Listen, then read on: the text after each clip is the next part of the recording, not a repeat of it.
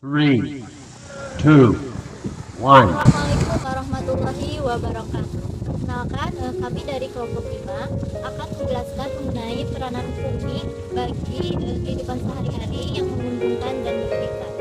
Beranggotakan 5 orang. Yang pertama ada saya, Wulandari, sebagai moderator. Yang kedua ada Iis Aisyah. Yang ketiga ada Rani Puja Rahayu. Yang keempat ada Wilda Fitrianida.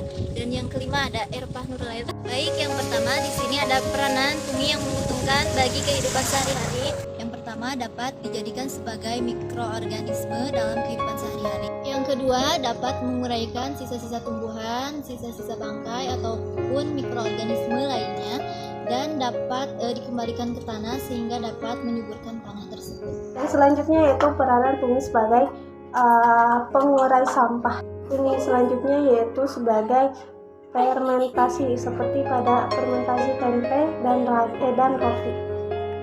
Bismillahirrahmanirrahim. Peranan menguntungkan dari bidang antibiotik. Jadi seperti ini.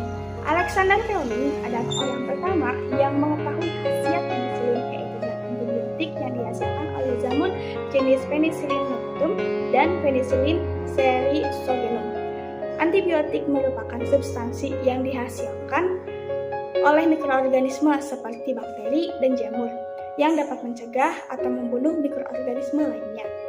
Namun demikian, obat antibiotik ini baru dikembangkan secara terang-terangan atau besar-besaran setelah Perang Dunia Kedua.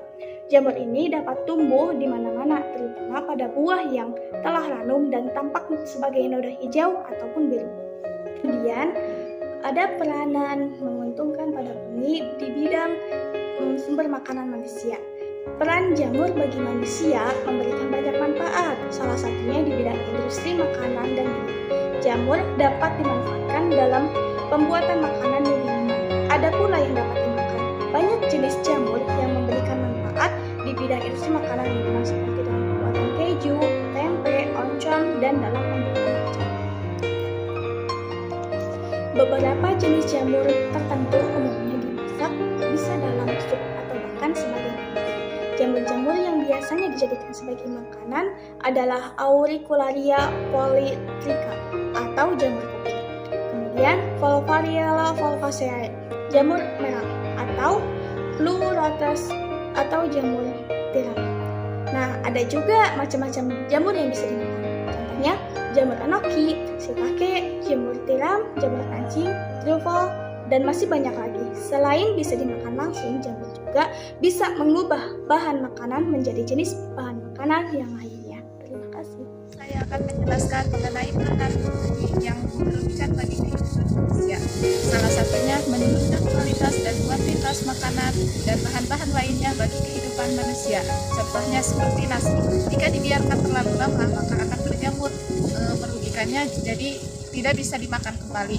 Tapi ada salah satu keuntungannya lagi, jika nasi dibiarkan terlalu lama dan berjamur, maka akan bisa dijadikan sebagai bahan.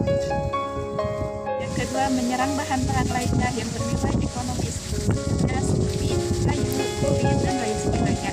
Jika kayu dibiarkan terlalu lama, maka akan berjamur dan kualitasnya pun akan menurun. Contohnya jadi tidak kokoh lagi, dan nilai ekonomisnya pun menjadi turun dan lebih murah dari sebelumnya yang belum berjamur.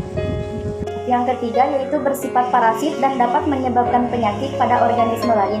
Contohnya seperti penyakit kulit serta infeksi paru-paru yang dapat menyebabkan kematian.